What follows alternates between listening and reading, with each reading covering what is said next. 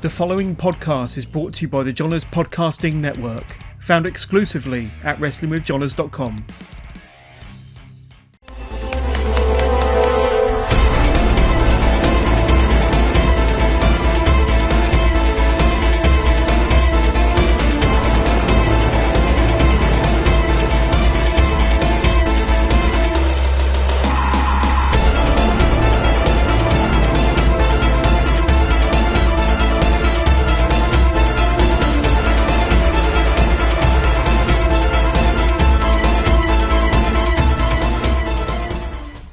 Welcome to this week's episode of Work the Left Side. I am joined by Shady Nattrass. Awesome episode, awesome guy. Not to say awesome episode to sound like I'm, being overly boastful. It's just a good episode for me to record. Again, I'm lucky enough to talk to people on a very similar wavelength. Shady's another one of those guys, man. He's been in the wrestling business for like 20 odd years. He's got experience on experience. There's a lot of guys he's worked with over the years. Tommy Ends, Ricochets, Paul London's. We talk about Paul London as well because they're still good mates kind of thing, and they talk on a regular basis. So, we talk about that. And obviously we kind of sidebar off into geeky territory as well. So apologies, or you're welcome for that, depending on your mindset when it comes to comic book stuff. So hopefully, you'll enjoy both aspects. So check it out as normal. Let us know what you think. Leave some notes in the comments, and give it a thumbs up, give it a share, subscribe if you're a first-time viewer. If you are a first-time viewer, I hope you enjoy it. Please come back. Please go over and watch some of the older videos as well. And thank you for joining us. So if you're a regular viewer, thank you so much for coming back and sticking with us. So hopefully enjoy this episode. A lot of cool stuff talked about, and again, he's a very, very cool guy. So there we go. So that's it, and enjoy. Welcome to Work the Left Side. I am joined this week by the awesomeness that is Shady Nattrass. Mr. Nattrass, say hi. Hi, pleased to be on. Thank you, dude. Awesome to have you, man. Obviously, big fan, follow you on Twitter and stuff. So just the wrestling stuff you put out on Twitter, obviously, offering your expertise, your knowledge and stuff like that to people as well. I know you do that on a regular basis on Twitter, which is that's awesome, because it's all about helping everybody out. It's, you're helping to elevate other people, and if they're willing to learn, good on them, kind of thing. So how are you? Yeah, I'm good. It's just I've just kind of realised over the last year, when we haven't had shows to do, I might as well be doing what I can to help others. And I might not have been at the top of the tree, but I've been in the trenches. So I think I can provide a unique perspective on things, because I am very much a wrestler who thinks that the goal is to have put a good match together so that the crowd enjoy it, rather than, hey, I'm just going to make myself look good. There's a bigger picture to wrestling, and I think it is often overlooked. So I'm just kind of trying to give back. And when we started it was actually 1999 when we started, and we got taught very, very little. We got taught like a tie up and bumping and a couple of little spots, and that was it. Right. We got no psychology, no creativity, nothing. And then by the time our first match came around, it was just thrown in the deep end. Not even given a time limit. Wow. So it was very much a learn as we progressed. And so not worried about like running over, or did that obviously you had that kind of if you weren't given a time limit, it was like, yeah, because that's actually basic sort of thing, isn't it? Am I going out for 5 minutes, 10 minutes, 15 minutes? If I go over 15, am I stealing time from somebody else? It's like, yeah, it wasn't even mentioned. It like the promoter didn't even mention it at all. And wow. looking back now, it's like crazy to think that we were given that, because I know like our match did drag on. It was like a 3-on-2 handicap match that made no sense whatsoever, because the three of us were faces against a face and heel team that had been forced together as the tag team champions. Right. And there was no thought gone into any of it, but it was 1999. That's what 2001. Sorry, that's what wrestling was. I suppose if it ran long, the show just went long, because I've been Yeah. to loads of shows like, that scheduled for like 2.5 hours, 3 hours kind of thing, and like 5 hours later you're just walking out like, Jesus wept. That was a long show. And now I've missed my last train kind of thing. Yeah. We actually went to watch a show once, and they actually just shut the doors so nobody left. Wow. Yeah, which is crazy to think. But yeah, that's it's wrestling so much more professional now. So yeah, it's a better, higher standard. So that's what I prefer. I was going to say, because you kind of got into it before, I would say, what I would call the second coming of British wrestling. I think I've spoken to RJ, sort of like, I count from about, obviously British wrestling was huge, 80s, world of sport, it was top of its game kind of thing. And then it kind of didn't decline, but it kind of fell out of grace, or fell out of favour for a while, I would say, until potentially, like early noughties, mid noughties. And Yeah. I sort of say, you've got these guys coming through now, like yourself, who were learning it, and you had those guys who then, just through hard work, obviously word of mouth, it then started to gain traction again. Yeah, absolutely. It was. I mean, FWA were just getting the ball rolling when we were starting. They were just building up their momentum, and then as soon as they started bringing the imports over, that's when the first what should we say, second boom came. Then Yeah. And then wrestling started changing from there, and then you look at progress for the third boom, if we say that. Yeah, it's been up and down. There's been plenty of very small crowds that we've been in front of, little dingy venues, but it was learning. Do you know what I mean? We travelled from Carlisle to Portsmouth twice without getting paid to work for FWA Academy. But it was the opportunity, and you know what I mean. Back then, there wasn't you didn't think you were going to go to WWE. There was that wasn't you know what I mean. Drew Was it on your radar? and Burchill, they were Burchill and Pat.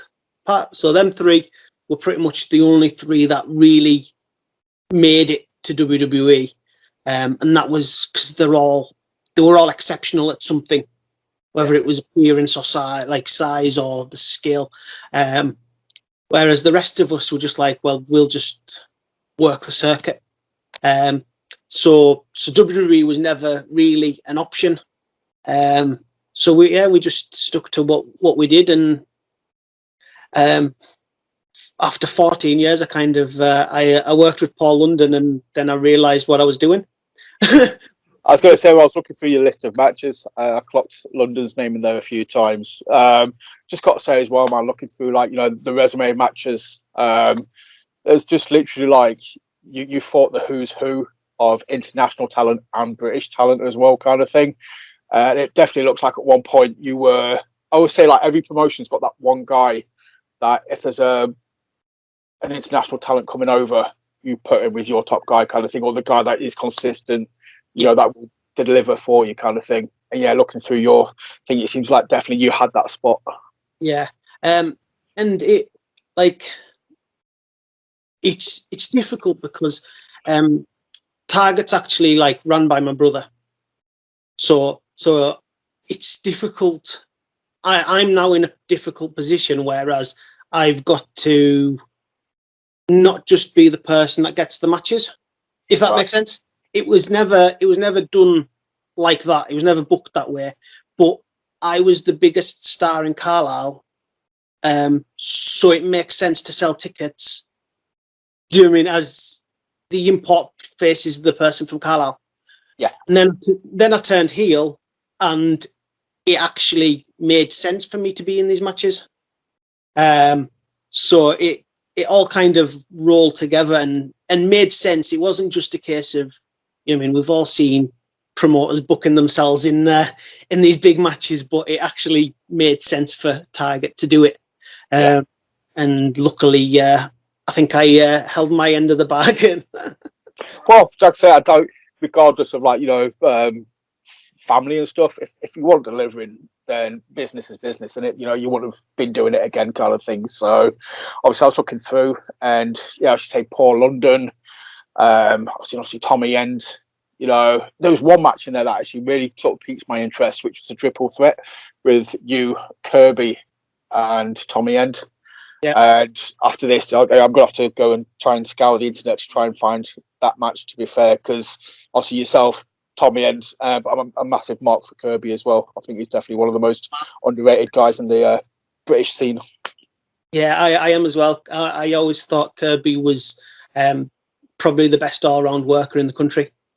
You could put him in any position in the card, and he'd deliver. And yeah, it was an interesting combination with the three of us, and I think it did work really well. You can have three ways can be a bit difficult sometimes and end up being a bit scrappy, but it worked really well, I think.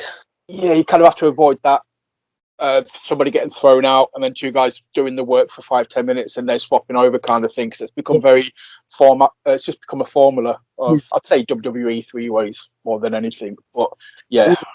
And like I've been in that position a few times in Target. There was a one with myself, Luke Ross, and Leighton Buzzard, and we had a spot at the start of the match, and it was just, for me, one of the most fluid three-way spots that I've ever came up with, because it was essentially an international spot which everybody's seen a million times with two people doing it. Yeah. But we made three people do it, and kind of fit it really well. So it was all three of us together in one spot. And yeah, I think it worked really well, and it was something that I was very proud of, because if you get a good reaction on your opening spot, it kind of makes the rest of the match a bit easier.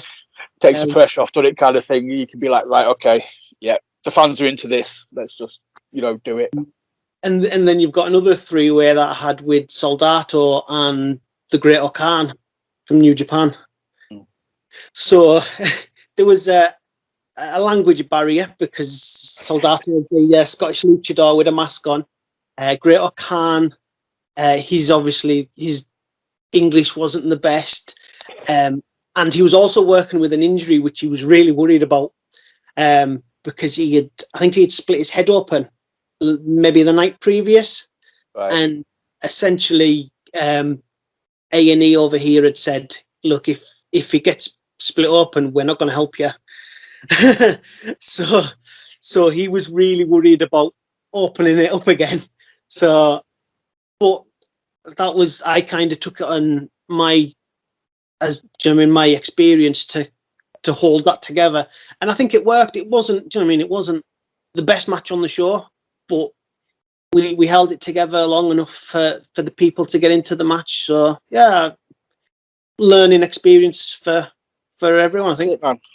As you've kind of, like we mentioned before at the start, you know, you throwing these things out on like social media, you know, where you're sort of offering people help, kind of thing. I'm guessing as well, you're still obviously open to learning as well. You know, every match is a learning curve. You learn something new every time you go out there. And if you don't, are you just on autopilot?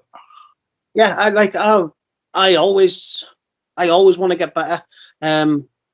do you know what I mean? It was only last year I was sending my footage away to people like Tom Pritchard, and Sinbodi Kizani, to get their feedback, because I still want to get better. I want to be as good as I can be, and I think everybody needs that, especially in wrestling, where it can be a bit dog eat dog, and everybody has to compete for places. And yeah, you have to be as good as you can. And I think if you look at that list of matches I've had, you can't deny the range that I've had to cover. There's a load of tag matches in there stuff as well, because obviously I think UNC, I noticed a few with UNCJ Banks as a team. You was going against like Jody Flash and Johnny Storm. Yeah. The Hooligans. It's just, but so yeah, it looks like obviously you covered a lot of spectrum. You say Fatal Four Ways. I saw a few 8-man crazy matches in there, kind of thing. I think it was PCW. There was a couple of ones for them, and like I say, tag matches and triple threats. So yeah, you pretty much got the board covered. Like, the thing with wrestling is, as long as it's safe, there isn't a right or wrong way. There's ways to do things better, but the too many times people would say, "Oh no, you got taught that wrong," and it's like, well, just because I got it taught differently, it doesn't mean that it's wrong. But yeah, people have different views. If my analogy is always, if John Cena was to tell you that you had to do something one way, but then Okada had told you to do something a different way, neither of them's wrong. It's just Different. The way they do it is different. So it kind of has to depend on yourself, whether it fits your style, whether it works with your audience. And I think too many people just go and have, this is what I'm going to do. Set the ways. Yeah. And that can be setting really quickly in a career. And it's not wrong, but when you can get more out of things, I always feel you should. Yeah, be open to it. Basically, if somebody's like trying to help you, then yeah, just kind of be open to it. I mean, even the basics are different across the board. Obviously, that's the name of the channel, work the left side. But I'm talking to a previous guest who worked across Europe, and they work the right side. Yeah, and it's just kind of like, okay, that's totally different. But again, it's just the basics. One way isn't right and the other way isn't wrong. It's just different. And sometimes you don't even get to know that's going to happen until you're in there, and it's got, oh, we're doing it this way. Which, I mean, you've got to be able to adapt on the fly. When I worked with Al Snow, I had a match with Al Snow. Yes, and Al Snow is my favourite wrestler ever. So, knowing what I've seen of Al Snow on Tough Enough, etc., well, I'd pretty much said, look, if I have this match and he tells me I'm shit, I'm just packing in. No pressure. I'm just not anymore. That's it. And like backstage, I'd spent a couple of days with him, and he's got like a really dry sense of humor to the point where you don't know if he's making a joke or not. So we're putting the match together, and he says, well, okay, just call anything you want in the ring. I was like, okay. I might not do it. And I was still a face at the time. So like we put what we had together. There was only a couple of things that we did. Pretty much all of it was done on the fly. So got in the ring in Carlisle, my hometown, where I was a face. I got to the ring first. Al Snow comes out. Then the ref comes over to us. Says, Al says you're the heel now. So I shit myself again. Because he'd got such a face reaction, we needed to work it that way. And I just did it. I didn't cheat, because obviously I've got to come back the month after as a face, but it was just more aggressive.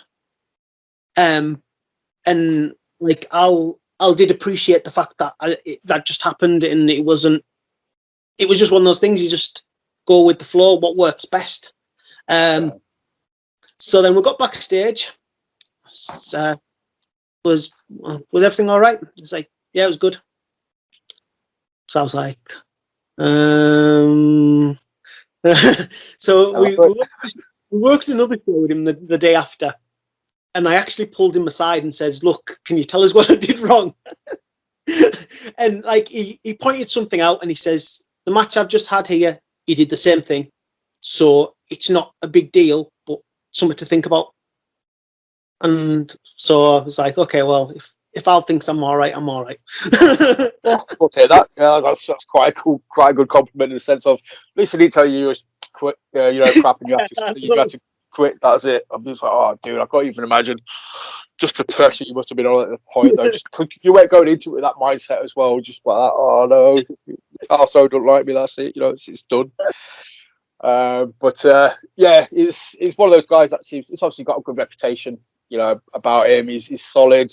I sort of say through the tough enough stuff, and obviously he kind of did the same thing in TNA.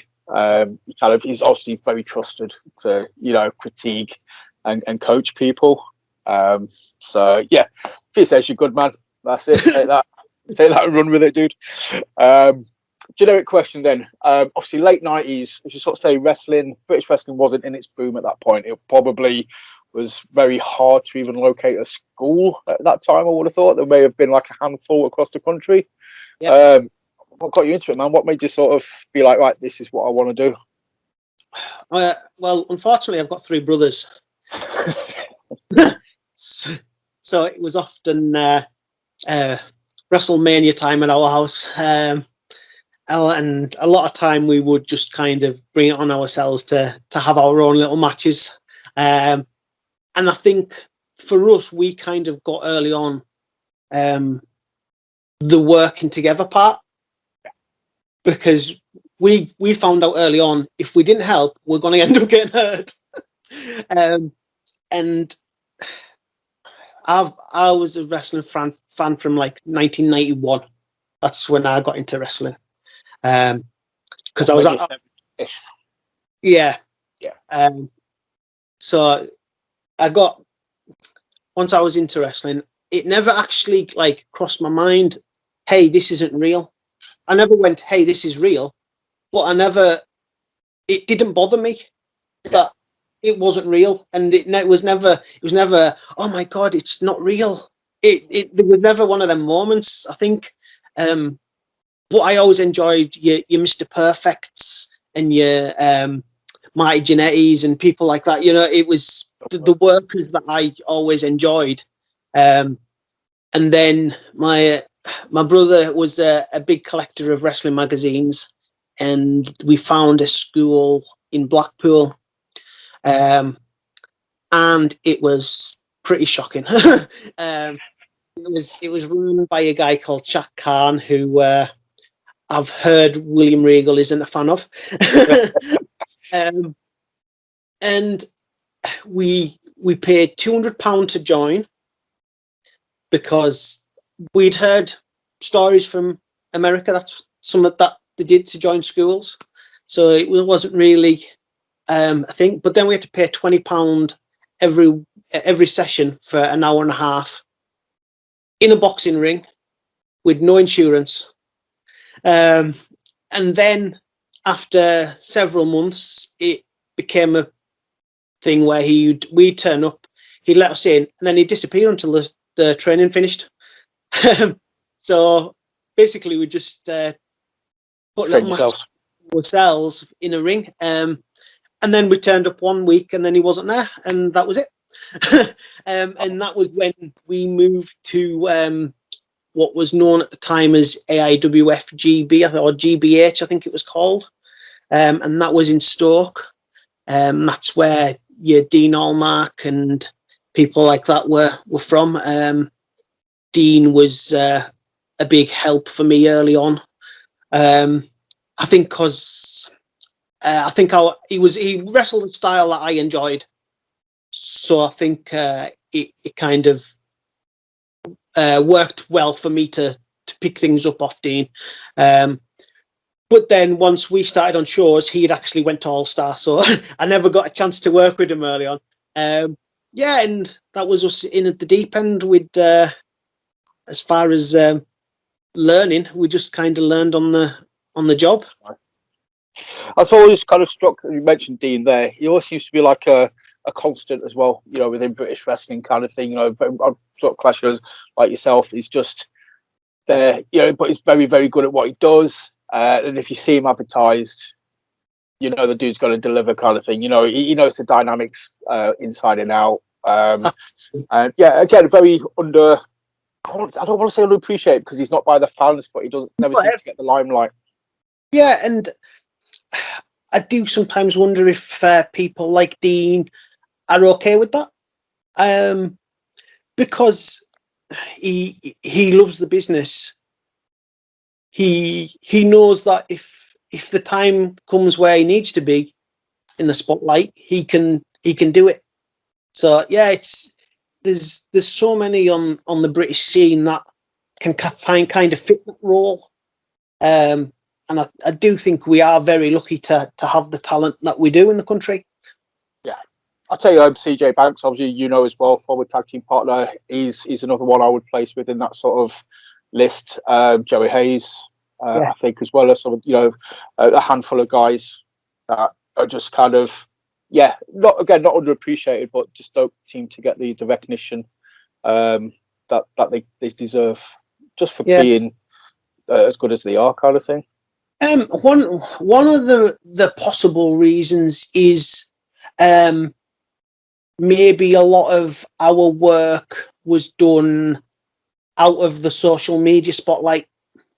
Yeah. If that makes sense. I think that's made a big difference over the years as to how quickly people can appear to rise through the scene, because it's as much about perception as anything, isn't it? If you know, gifts and everything. But I remember hearing that it got trained somewhere within, like, cause I know somebody like, you know, who's training, and they actually did like a social media class in one of the, you know, courses. You know, you had like your promos, you had your in-ring work, but then there was also like training them about social media, you know, and just to get followers, because, you know, it makes you look better than you are or bigger than you are if you've got, you know, this abundance of, you know, like 20k followers or something.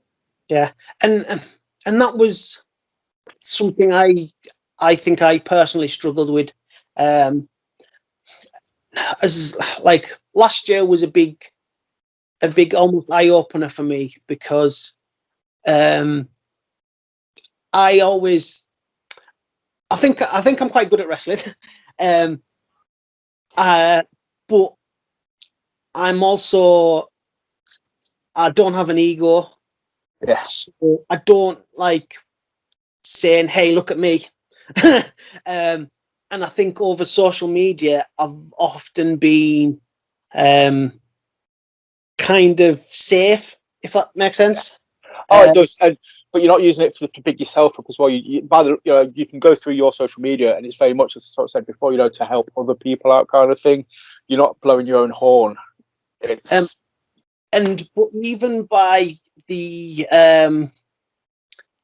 by being on podcasts and offering the feedback, a lot of people that have got in touch with me probably haven't really seen a lot of my work until they've seen like the YouTube videos.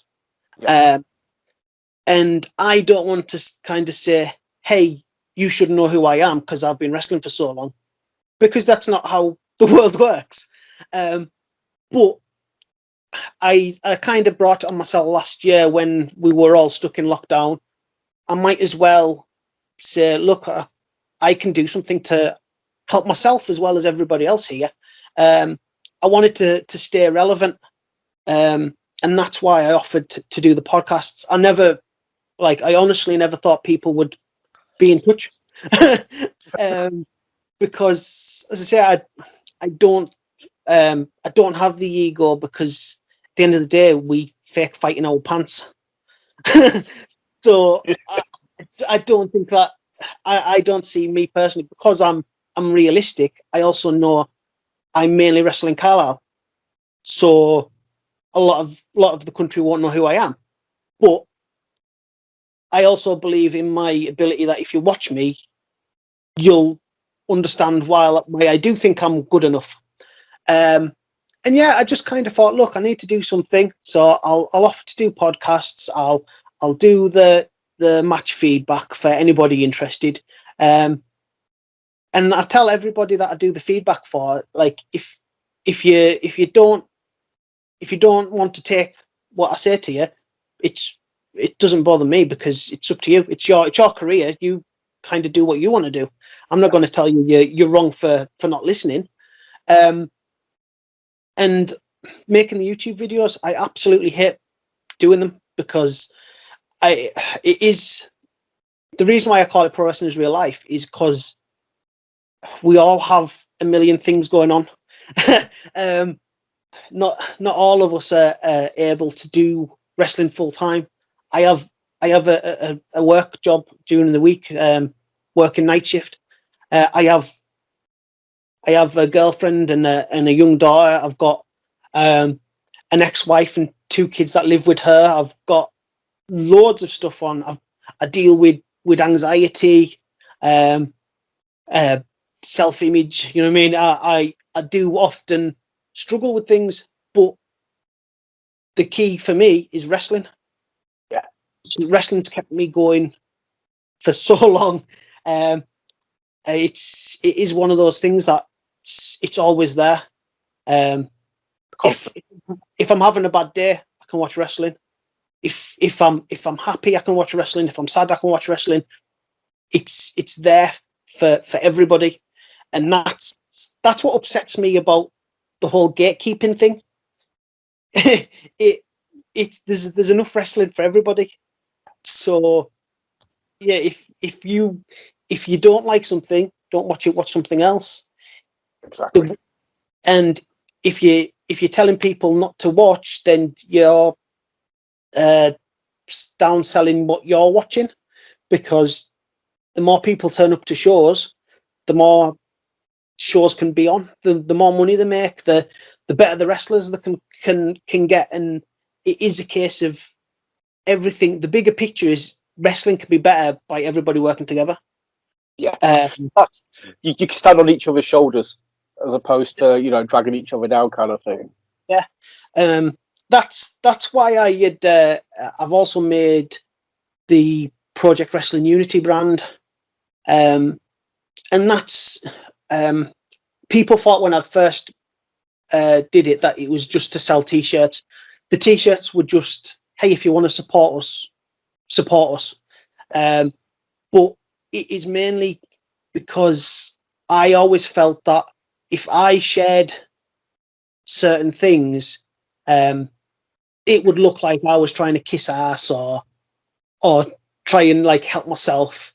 But it's not. It's because I want, hey, that's a good match. That I'd want to watch that. Share it so other people get the choice to go and watch it. So I made this brand just to help share things without while still being neutral, rather than just being from me. That makes sense because I mean, at the end of the day, word of mouth is the best thing you can do, and that's key for social media. That's one of the best things about social media. There's a lot of negativity about social media, but when it's used correctly in a positive manner, that is one of the best things you can use it for, is to share, the good stuff. Like I say, this match is awesome. Go, watch this match, kind of thing. And I might never have heard of that company before, but now I do. So Yeah. I'll go out and check the other stuff out as well now on the back of that. Yeah, absolutely. So no, that's awesome. Like I said, it's just, if you can do it as well, it's not about you. It's about the idea. That in itself is something that people need to look into more, or pay attention to, and show love for. It only takes a second to click the retweet button, and that's enough to kind of say, hey, look at this. That's all you need. Well, like I say, it's just more eyes on the product in it, and speaking to someone last week, and like he was saying, his goal was just to get more eyes on the scene. If he can help do that, that then elevates other people, because people can go away then. They might not be a fan of him, but they might be a fan of somebody else that they've seen on the show. Yeah. And then it spirals. It's like a ripple effect, isn't it? The more eyes you've got on it, the audience grows. And that's what I had tweeted about imports on the British scene. Like, we've all seen a wrestler that's maybe coming for 3 months from the US, and they were looking for bookings. Help them, because you might learn something in that match that you wouldn't have learned with somebody on the UK scene, and then that makes you better, which makes the show better, which makes the next show better. And then, do you know what I mean? The other side is, they can, if they go back and you've done a good job and went, hey, he was really good. Yeah, it really is. And it's amazing as well, because I think especially the international guys, because I'll mention Travis. So guys like Balor came over, or Devitt. Devitt came over. Steens, Gold Dust, and after he passed, a lot of these guys went out of the way to show appreciation, to show love, and it kind of shows you what kind of a mark he must have left on them when they came over as well. Yeah, so it just goes both ways. They don't just benefit us. We can benefit them, and it just helps.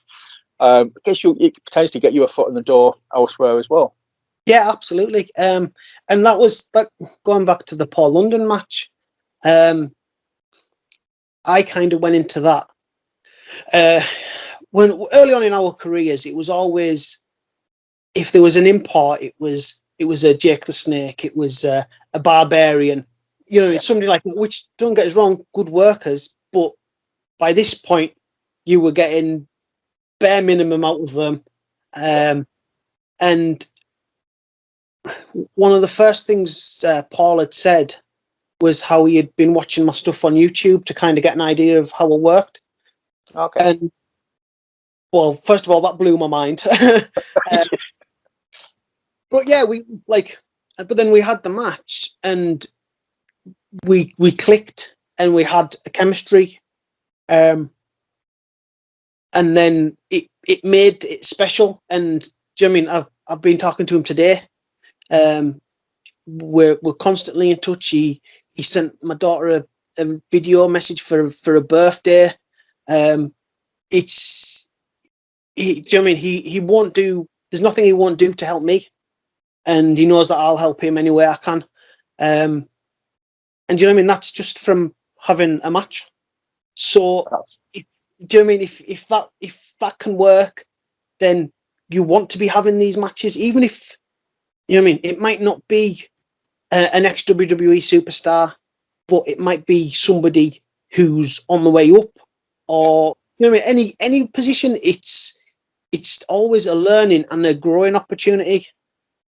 I say it's just a chance to soak up more experience, I sort of say. And then, if it doesn't lead anywhere in your career, by the sounds of it, man, you potentially could also make an awesome mate. So it's like, it's win-win. It doesn't all have to be career-based. It could be, you could gain something personally from it. So I've got to ask though, is the dude just like a Zen master? I just imagine him just being this total chilled out, kind of sat there just doing yoga all day and having, just chilling out. Depends what day you get him on. There's a lot. He's a very busy man, and stuff like he does a lot of acting and things. So he is constantly auditioning and doing his work, and he's like, Paul just has this energy around him, and I don't think he realizes it, because he's a special character. And unfortunately, I don't think he enjoys wrestling as much as the wrestling fans enjoy watching him wrestle. But I've tried banging his head a few times about it. I think his knees are shot. Like, it's taking his toll, Annie, I would sort of say, kind of thing. And it's got to be hard though. But that's what one of the things that I've spoken to him about, because he has this charisma, he doesn't have to do the death defying stuff. He did that rumble at PCW with one arm, just with the microphone, and everybody loved it. And it was ridiculous. And do you know what I mean he wasn't fit enough to wrestle, yet he had the people in the palm of his hands. So if you can do that, you don't have to kill yourself every show. Like, don't get us wrong, we've both ended up in casualty after our 2 matches. That's it. Your brain's saying one thing, but then obviously your body's going like, no, I can do this. Once the adrenaline kicks in, Yeah. common sense. I'm guessing, it's gone kind of thing, and it's just there. But yeah, no, the dude is awesome, and I've never seen a bad word said about him by wrestling fans or anyone that's worked with him or knows him kind of thing. He just generally does seem to be like one of those guys that people are drawn to kind of thing, but in a good way, because like I say, he's got this aura about him. So kudos to him, man, and hopefully he's doing good at whatever he's as long as he's happy. That's the key thing. Yeah, he's working on a film currently. They've just got the backing on the GoFundMe, and it's called Geek the Movie, and it's very much a 80s kids adventure type film, almost like a Goonies or something like that. And it's a little boy and a robot, and I think Paul plays the boy's dad. So yeah, I'm looking forward to seeing that when it's finished.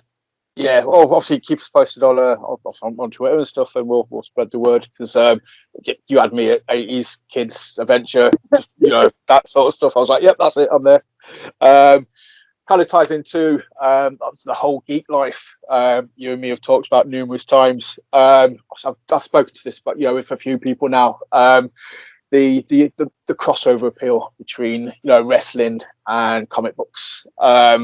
Obviously, comic books are now more mainstream thanks to the MCU and stuff like that. I know there's a handful of us that used to read comic books back in the day before the MCU. We were the cool kids before it was cool. So obviously, I know you're one of us, kind of thing. So. Well, we got picked on for like reading comic books, and now it's like we're the cool kids. It's like, what the hell? This could have happened like 20 years ago. I'd have been stood in school if that was, if as it was now. I'd have been the fucking dick of the playground. But no, I ended up getting bullied and the comic books nicked off of me. So yeah, what was the master? There is a crossover appeal, isn't there? I'm not making this up. Obviously, there's between wrestling and comic books. Is it the larger than life characters? Yeah, and I was a comic book fan before I was a wrestling fan, and that could have been part of the appeal when I got into it. As I say, like, it just kind of, wrestling was just all of a sudden there in my life, and and that was it. And yeah, it probably was the larger than life characters, which is especially weird. early 90s. You had like your Warriors, your Macho Mans. It was face paint galore, wasn't it, at that time? The strange thing was, I was like, it was WCW that got me into wrestling first, because it was on ITV. 2 o'clock in the morning or something stupid like that. Yeah. So it wasn't even the biggest characters that we would see. It wasn't like, see your Warriors and everybody. And Barry Windham's, you had like Dustin Rhodes there and stuff like that at the time, didn't you? Plain looking people. And yeah, it just, like, once WWF kind of came on the scene, I think that's when it really clicks. Hey, this policeman's fighting. And do you know what I mean? It felt like a comic book, because you had characters jumping off the top rope and things. It made it special. And yeah, I think subconsciously that's probably where the connection was. But yeah, it like, unfortunately, I've been a comic book fan for a very long time, and it was the same as wrestling though. When I was a kid, you couldn't like wrestling because it wasn't cool, because like, it was fake. You can't read comic books because they're for kids, and it's like, I'll do what I want. Yeah, pretty much. You're like, yeah, same sort of logic. I like what I like. I like to sort of say, I like to think I paid my dues as a kid. And I'm reaping the rewards now. But it's yeah, I think especially like in the 90s, as a comic book fan, you say, well, using comic books before wrestling, which you said 91. So you would have been reading comics, what I would class as the boom period for comics, which was like mid 90s when you had your Jim Lees, your Liefeld, your Tom McFarlane's. Spider-Man was, they relaunched X-Men with Jim Lee. That was I was in and out of comics like prior to that, but then that's what hooked me in like 100%, and I've been hooked since, kind of thing. That was my especially like the artwork. I was always a Marvel guy because of the artwork. I was never a DC fan. Same. I'm a big fan of both because for me it's a mixture of the characters and the storytelling, which wrestling. It's if there's a character I like, I'll follow them. I'll watch. I'll read the comics. I'll kind of be about that character. Like I love the Lantern Corps. I'm not giving you the middle finger here, but look. Yeah. My really nerdy named youngest daughter. Well, her full name is Nova, after one, the superhero, and two, the wrestler. Nice. And her middle name is Hope, which is what powers the Blue Lanterns. So that's a little nerdy thing for you. And I've actually got some like plastic lantern rings on display, and she always has the Blue Lantern ring. And because she knows the Flash was a Blue Lantern, she just runs backwards and forwards. So yeah, there were exceptions. When I say I'm not a DC guy, there are a few exceptions to. I think nowadays the artwork's awesome in DC. It's just like I say, mid 90s. Because I draw, I class myself as an artist as well. I was always more drawn to the art side of things. I tried picking up DC stuff. I just could never really get to grips with it until like the mid noughts when the artwork jumped up. Totally agree. The likes of your X-Force runs and your Spider-Man Clone Wars type, them artworks they just shot out the page. And that just like got me hooked. It was like, yeah, there's so much going on in this X-Force comic that I just can't like put it down. There was a bugger as well in the 90s, like double page spreads. So you'd be sat there reading it, and then you'd have to kind of like, twist the page around. You'd be like, what the hell? That's Liefeld. We don't talk about Liefeld. That's just if we ever do a comic book special thing, I despise the guy. I think he's so overrated. But Tom McFarlane, yeah, Greg Daniels on X-Force, awesome stuff. But then mid noughties, loved Carl Rayner as Green Lantern. He's the one who got me into the Green Lantern thing because again he was an artist, so I used to love seeing what he did with the ring kind of thing. Obviously the Flash, Lobo's always been one of my favourites. One of the things with me is I didn't kind of realize until I got older how much of an influence Batman and Spider-Man have had on me. I'm a big Batman and Spider-Man fan. I'd like what, because they were kind of, when I was a kid, they were big. They were the main comics you could get easily.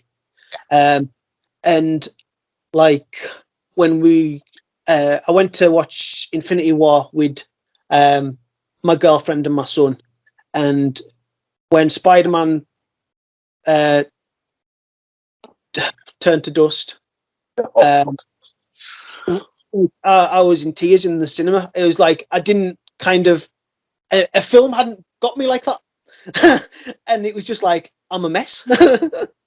Plus, Holland's like ad-libbed it as well. That makes it even worse. It's just felt so genuine. You're like, yeah, it like that for me. People say about actors being the character, and I think Tom Holland has nailed Peter Parker perfectly. And for me, he's the best one in the MCU, in the DC EU. Yeah, he's nailed it for me. I think I've had this conversation with, obviously, comic book people know comic book people, and you just kind of have these conversations just when you're bored, or when somebody says something that riles you up. It's like somebody said, tried telling me Garfield was the best Spider-Man. I was like, it was a good Spider-Man, but it was a shit Peter Parker. Yeah. Whereas Maguire was a good Peter Parker, but a shit Spider-Man for me. Yeah. So Holland's got the combination of both. It was like when Christian Bale said he wasn't going to be Batman anymore. People were like, oh no, but he's perfect for Batman. And it's like he wasn't. He started off really well, but then he just he just kind of became a parody of himself. A little bit sweet dreams, but yeah, it did. That's why Begins is my favorite Batman film as well, because I think that's the most complete film. I love Dark Knight. I love Heath Ledger. I love Joker again. Got him on there. But it's not a perfect film. Begins is for me. It's got start, middle, and an end. Dark Knight's too long. It ran over by about 20 minutes. It's two films. Yeah. It seems like two films. Once you get to the Two-Face part, it's two films. Yeah. It was Two-Face. So that was, but yeah, totally agree with you. And in all fairness, now that I've seen the Snyder cut of Batman, Ben Affleck's the best Batman. Yeah. Like, I understand people don't like it because it's Ben Affleck. I love Ben Affleck. But that's why there's like, oh well, it can't be Batman because he's Ben Affleck. Yeah, I have no issues with him as Bruce Wayne or Batman. I thought he did his part perfectly. Yeah, he didn't really do a lot wrong for me. No, he fits the mold. He's a good-looking guy, so he covers the Bruce Wayne angle. And yeah, plus he's Frank Miller's Batman. Yeah. So it's like, what's not to love? It's just like it just fit everything perfectly. So right, I'll get this back onto the wrestling side for you. Do you think wrestling can learn from comic books in story arcs? I think that's something else that I try and make that connection between comic books and wrestling, is the storytelling, the character development. You're trying to have these ongoing arcs. Absolutely, but for me, unfortunately, my example that I would give isn't a good example, because the Clone Saga with Spider-Man, that carried on further than it was meant to, and kind of because of the reaction, it kept building and just kept going, which I think wrestling should do, because people think, okay, well, I'm going to book this storyline where this happens. Well, what if 2 shows in it's on its arse? You have to be able to adapt, and at the same time, you need to have characters that grow. At Target Wrestling, I've got my character is constantly evolving. It's not like going, hey, look at me, I'm a totally different person. It's got a kind of flow. Here and there. Yeah. When I turned heel, I had wrestled Al Snow, who else was it? Roderick Strong, Chris Masters, and I never got cheered. They got cheered because they were the import. So I'm a face, and they're cheering for my opponent. And then after the Roddy and the Masters match, they went for a handshake, and I walked off. Then I apologized and said I shouldn't have done it. It was just like emotions and everything. So kind of we worked a show where I got beat up by two of the Target lads, Havoc and Carnage. So I needed a mystery partner, which came to be Medallion, who was actually a heel, but the people loved him. So we worked the match, we won, and then I turned on him, and people like couldn't believe it, because even though I basically told them what I was going to do, they still didn't see it coming. And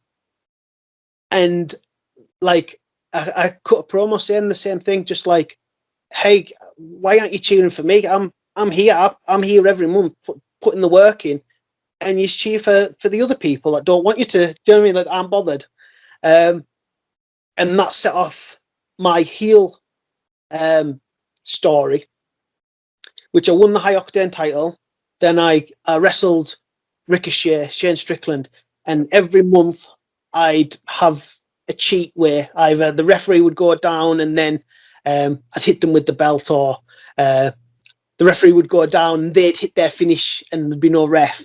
So, do you know what I mean? We used every little trick to kind of cheat a victory. And then I put out a challenge for a mystery opponent, and it was Paul London. So it wasn't announced. He just came out on the night, and like people had already been guessing all sorts of names as to who it was going to be. So obviously the place erupted when he come out, and the story of the match was basically all these months I've been telling this story with like the cheap finishes, and none of them worked. And then he beat me, and people were like, "Shit, he's the import, and he's got the belt." And the reaction was just like, "Yeah, that worked." And it was pretty much 2 years to the day since our first match, and That's it was, quality. and that wasn't planned. The whole way that the matches were going to get finished and stuff, they weren't planned. It was just like, this is what my character would do, and that tells the story. I say you're open to, like say, changing it based on, like say, fans' reaction, how your character's developing from match to match. Which is key kind of thing. And that's a bold move to have London on the show though and not announce it, because they could have got, like, I'm guessing obviously it was it's a sellout show anyway, because that's the kind of name you put on there to bloody sell tickets. And the other person that was helping run it, he was like, we're gonna have to announce it. We're gonna have to announce him, because like he was panicking about tickets. He's like, and I was like, just like let me do my promo thing, and I'd put a promo out and everything. It's like, just like it'll work. And it was as much the confidence in myself as being in that role to build up expectations. And people bought tickets wanting to know who it was. And like, that's why I made up the franchise player character, because I feel like I can be the centerpiece of a company. I can be your franchise player. I'll be the one that gets people in the door. But I can also, you know what I mean, if I'm in the opener, you're not going to go, oh, well, I've seen the match that I want to see, I'm going to go now. You've got to have depth to it, rather than just say, hey, I should be in the main event. Yeah. You've got to be able to deliver all over. So that's it. I mean, you from open to close. There's got to be something that's there's got to be something for everybody, hasn't there? Kind of thing. Not everybody's going to like everything. And again, I don't know how true it rings, for you guys and your mindset and stuff. But I've read a few times that if you're not in the main event, then you want to be in the first match, to set the bar. You want to go out there sort of. It is a tough one, because I understand everybody wants to get the spotlight on them and say, hey, look, this is how good we are. But sometimes you just need to kind of have that workhorse performance and go, that was a good match. And then the next match comes, oh, that was a better match. and then it builds and builds, and then maybe just before the main event, bring it down, put a cooler match on, just like maybe a lesser experienced wrestler, and then bring the main event. Yeah. But yeah, it's like, for me, you kind of want to just do a good job, and it is sometimes depends on who you're in the ring with. So it's about the flow of the show then, in that sense, kind of thing. You know, you don't want this. You don't always need to go out there and steal the show, because you don't want to take the light off of the guys that are coming after you, kind of thing. Is it just about telling a story and then building up anticipation and building the crowd up? Like if I was working with somebody like a Rampage Brown, it would be a story of basically big man Rampage doing Rampage things, and maybe not be, hey, wow, what an exciting match that was. That was just Rampage beating him up. But then if I was in with somebody like Josh Terry, who's a high flyer, it would be, wow, look at all that stuff. So it could be the third match on either show, but you'd have a different feel to the match because of who it is. And that, as a wrestler, I am always feeling in a tight spot of to whether have a solid, safe match or a good, potentially risky match. Yeah, you want to give your money's worth and show the promoter, hey, look, he can do his job. But at the same time, you still want to have something to make them want you to come back. Yeah. Yeah, that, you know, the fans remember in that sense as well, kind of thing. Because unfortunately, you know, it's kind of possibly going back to, like, you know, like you say yourself, for the Kirby's and stuff, is, you know, the reliable guys. You know, you can go back. It's in hindsight, you know, when you go back and watch some of these matches, you're just like, that was fucking awesome. But on the night, I didn't quite get it. I didn't quite grasp how good that was at the time, kind of thing. But yourself, I mean, you diverse as hell is what you know what you do. I mean, I watched one of your matches a while ago against Dunkerton. And that was just totally, like, you know, heel it up. Just you two talking, like, those obviously those spots in the match, you know, you was going backwards and forwards. But those points that matches where he was just, the audience was throwing shit at you, and you was talking to the audience, you know, you was proper healing it up. And the thing is, though, everything is still, it didn't come away from Shady Nattrass. like I've kind of fine-tuned my character as to I can wrestle each of these different matches, but I'm still shady. It's still a Shady Nattrass match. Yeah. Which is tricky, because if you look closely, I don't really do a lot. I think you do more than you give yourself credit for, dude. But I'm not saying that I don't work, but I work as a heel. Yeah. At Discovery, I went up there for their Rumble show, and I was in that. And afterwards, the reaction I got was basically, why haven't I seen him before?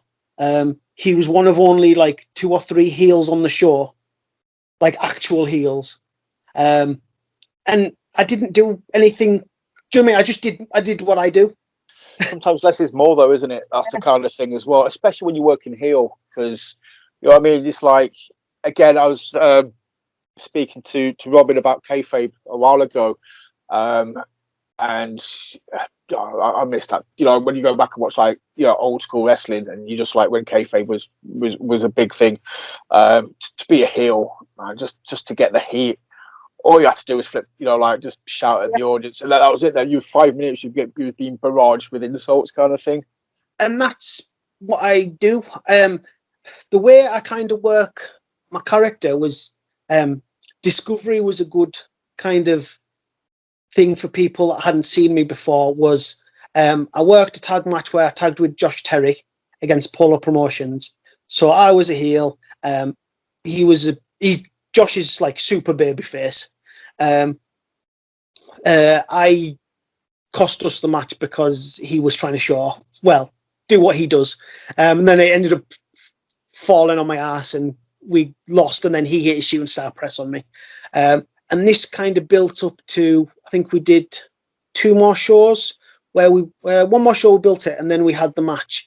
And the match where I worked BT Gun, he worked El Ligero, and I kind of got involved in his match and lost mine. And I didn't do anything other than heel work. I didn't do anything fancy. I just did heel work. And then it came to the match with Josh, and like I did a Spanish fly, and people kind of went, "Oh shit, he's actually quite good." Yes, it's in your tank if you need it. You just don't. You don't throw it out there for no reason. People kind of, I know at Target, they all like, he's really good, but he isn't half a dick. And like I come out and basically when I'm not talking about wrestling, my face looks miserable. That's just my default face. So I come out through the curtains, same face that I always have on, and people are already miserable. Like, oh, you should look at him. I've got my T-shirt on saying I hate wrestling fans, yep. And it's easy after that because they already don't like us. Yeah, well, that's it. That's what you got to do. Like I say, man, when especially for being a heel, man, less is more, but it's not. Doesn't mean that you can't do more kind of thing. It's like the key skill for you is reading the audience, so you kind of know what you're doing and what you're doing well, and that in itself, is a requirement. So, yeah, man, it's a few people I've spoken to that have worked heel have always sort of said, they've got these moves in the locker if they need them. Why use them? Yeah. I worked at PCW against El Eccentrico, and it was a night where they were struggling with people turning up because I think there'd been an accident on the motorway or something. So our match ended up going on first, and Greg Lambert had asked us if we changed it with it being on first, because it got over. The crowd reacted really well to it, and I was like, "No, I can work." It and like I think it kind of dawned on him. He was like, "Oh yeah, that's what you should be doing." The Stallion had asked us about my character to talk about on commentary, and I was like, "I hate wrestling fans." And he was like, "That's not a character." Afterwards, he went, "Love it." And that booming Geordie accent, love it. And it is wrestling. Wrestling's only complicated as you want it to be. Exactly. It's like things can be simple. It doesn't mean that they're crap. It just means it's simple, but it's easier to turn simple up to 11. It's not complicated. Yeah, and if you want to make something a bit more complicated, be creative. Don't tell a story over X amount of shows, don't you? That's you don't have to go, okay, well, I'm going to have to do every move that I've ever seen. Just maybe find a spot that you haven't quite seen before and go, hey, we could maybe do this. I worked a match with Benji, and the venue, it was the venue that we ran at Target was called The Venue. And the ring was in front of a stage, and I got him to do I was standing on the second rope, the actual rope, and he dived off the stage and did a Canadian Destroyer on me. Ooh. And like it blew people's mind, and it was just a creative thing. Me and Benji would just have had a decent match, but we put an exclamation point by having that spot in it, and people remember it. Yeah, and that's just being creative, and like it was executed perfectly. We couldn't have done it any better. And like, it's one of those things. It's like no practice. It's just like, okay, we'll do it. And then, like, 1 out of 100 times, something might just go wrong next time. But that one moment, that was lightning in a bottle, and that was just Yeah. like, it, bam, perfect. That's what people would go away. Obviously, as a wrestling fan, we take away lots from a show. I mean, we generally always talk about a handful of stuff from numerous matches, kind of thing. So it's kind of like, it's not stealing the light from somebody else, but damn, yeah, we're talking about that afterwards, kind of thing. That's coming up in conversation. So yeah, that's awesome, and I'll have to try and find that as well, because that's right. I'll ask you this kind of the Canadian Destroyer. Obviously, I know you've just said you've used it, kind of thing. But are certain moves becoming diluted? Do you think? Yes, but I DDT. But I'll also put my hand up and say I'll quite happily get Canadian Destroyer every match. Destroyers and reverse Frankensteiners are my favourite moves to take. Poison Runners. Is that, yeah, they just look awesome though as well. So fair play to you, man. That's just they are generally still one of the moves where I actually just go, oh, when I see one, I'm like, oh. And it's a move that I know I can take and make it look good. Yeah. But no chance I'm going to be doing them, but I can take them well and get the reaction. Me and Josh Terry, like, we had used a Canadian Destroyer in one of our first matches. So then when we had a bigger match, we did it on the apron. Yeah. Once again, my idea. But it worked, and like, people like lost their mind over it, and that's what we wanted. And like, as I said, Josh, if I don't know how much of Josh you've seen, Josh Morrell on NXT UK, he is unreal. He's the best all-round cruiserweight in the UK for me. Do you know what I mean? Johnny Moss taught him to wrestle, so he can work, and he's unbelievably gifted aerially. The first time we had a match, I asked him if he could do a Dragon Rana, so we practiced it, and he nailed it wearing skinny jeans. Jeez, that takes skills. Bloody hell. And he was like, "Yeah." Wow. So, and the thing with me and Josh is our characters and styles mesh perfectly. He's the clean cut, high flying babyface, and you know what I mean, I'm the grizzly, miserable heel. So it just works. That's it. And again, it's keeping it simple. That's what you need sometimes. Like I say, it's just wrestling 101. That is the perfect face and heel, connection. It just works so well. But no, that's awesome. I am going to quick fire you a question before. I've just noticed how long we've been going for, so apologies if I've kept you on a bit longer than I said I would. But right, top 5 comic book characters. That goes in question to you. Yeah. Scarlet Spider, Hawkeye, Nice.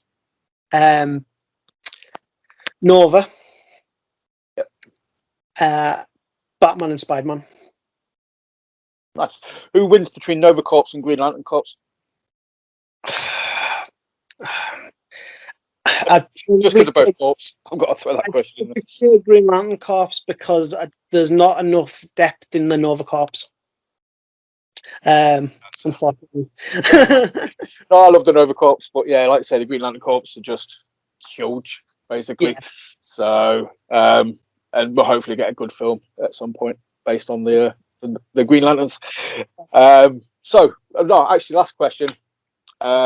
Loki finale tomorrow. We'll see how well this ages, because obviously this is dropping on Sunday, so the finale will have aired by the time this drops. But are we talking Kang as the big bad, or is it going to be an evil variant of Loki?